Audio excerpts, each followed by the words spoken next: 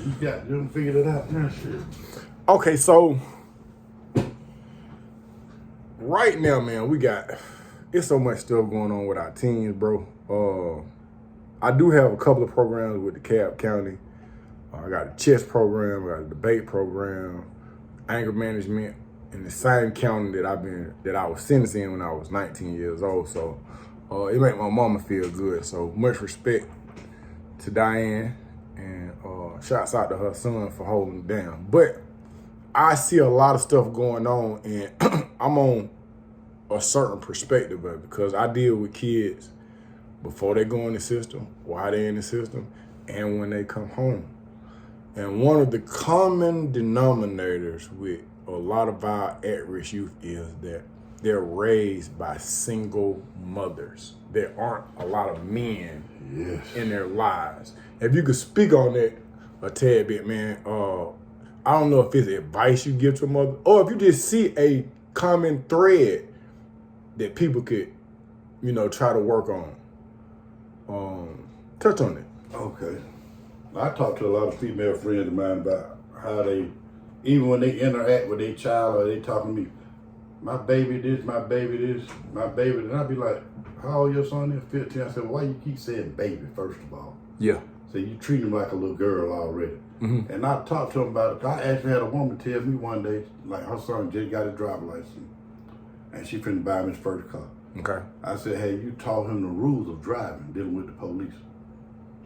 And the first thing said, oh yeah, I said, he supposed to let the windows down, put his hand on that steering wheel, and yes sir, that cop to the cop, like, get the hell on. Yeah. Oh, nah, my child know he got rules. Now, the police can't be doing, now he know to call him. I said, see, now you trying to get the child killed. I said, see, cause you thinking as a woman. I said, your child ain't got to do nothing but yes sir, and get it at home and let you deal with it. But he's a child.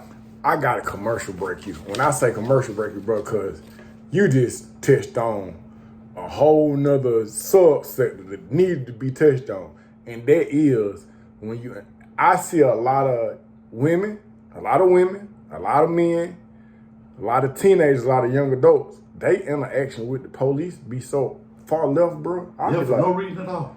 Bro. For no reason at all. Dude, I'm a convicted felon. I know what I do. I know I'm a threat. But when it comes to deal with them police, I ain't scared of them. But I'm out thinking. Because my main thing to go home to my kids. Period. What people don't want to understand, see, do what they don't want to look up. This in the Google it. They try to seem like the police just killing unarmed black people. Mm-hmm. You hear this all day. The police killing black men, blah, blah, blah. Look it up. They don't kill 3 times many unarmed white people. Okay. They don't televise it because that ain't no news story. They don't kill just as many Hispanics.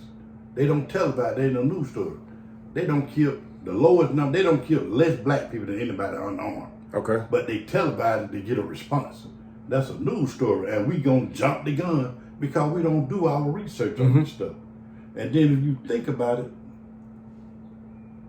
the police is a man at the end of the day. He's a father. So like, I taught my stepkid, I'll never forget, my stepson said something to me one time out of pocket. And I like to slap his lips off his face. And his mom said, well, why you hit him like that?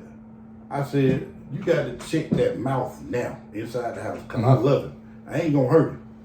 But I'm going to let him know that that mouth will get you killed. Mm-hmm. Because once you go in the street, if you used to talking to your parents like that, and you go out there in the street with that shit, somebody going to take your life.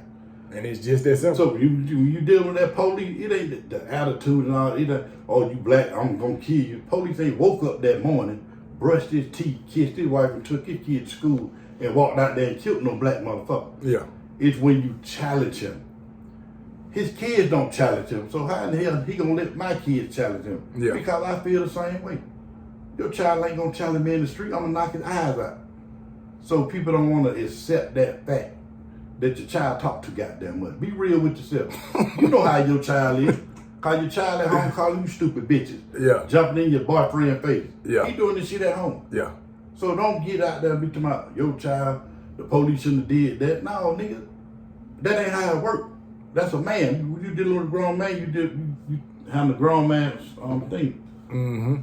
There's you need to get that. Yeah, them great my stepson. What I found, bro, even this morning, I dropped my 10-year-old who is going on 35. I dropped her off at summer camp, and the police turned their lights on this morning after I dropped her off, but it wasn't for me. But when the police pull up, mind you, I got a firearm somewhere in this thing, and again, they weren't pulling me over, but in my mind, bro, I just ran in my mind, how should that stop go? I say, this is the first thing I said. They should be able to see your hands. I say, my biggest dilemma was, if I stop, do I need to show them the palms of my hands? Or do I need to show them the back? I think I show them a palm. Cause now with my palms up, I can communicate. How you doing, officer? Only one I'm spoken to. And you can call it institutionalized, you can call it whatever you want to, but I'm dealing with a human that has a firearm that is approaching my vehicle. I'm gonna treat you and the Royal crew with the same tenacity. I'm both of y'all, I got to handle y'all with what they call in logistics, the white glove search. I'm gonna handle you like you're a person, a human being with a firearm. That means ain't gonna be no disrespect. It ain't gonna be no disrespect because my goal is this. I need to make it home. I remember a couple of years ago, I was asked to speak on the panel with judges, district attorneys,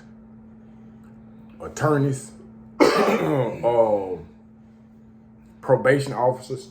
And when we were speaking on this panel, at the time, it was a lot of white officers, black men being killed, getting shot in the back, all this stuff. So when we get here and they have this conversation, bro, I never be the first person to talk. I always kind of sit back and just pay attention.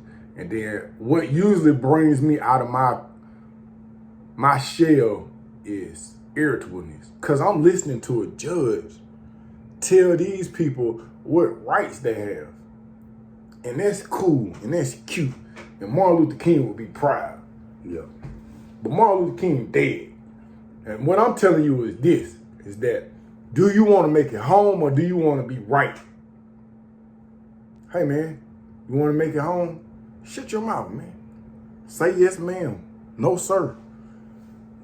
First of all, try this. Don't be breaking the fucking law when you get pulled over. That's the first thing. Don't have no drugs in your car. Don't be doing nothing illegal. Because if I decide to do some dirt, I ask myself this. What's the worst possible outcome? Even if I'm riding with somebody, I could be trying to give a homeboy a ride back. What if he got drugs on him? What if he got a pistol? Can I stand going downhill with this dude? Can I have this next to my name? I can't give you no ride. Let me get you an Uber, my boy. Look, but the thing is, like, if you know me, you gonna know that I didn't get in my car like that anyway. Yeah. Because I'm gonna be working in the police, nigga. I'm gonna get in my car knowing you got some shit that'll get her locked up. But that comes back to women raising kids. Mm-hmm.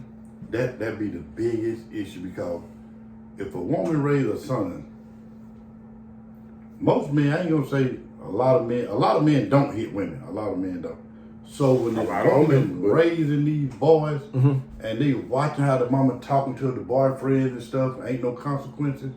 So now this son is being raised with an emotional woman. He thinking emotional like a woman. Yeah. And you can tell when the man been raised by how he like to go back and forth.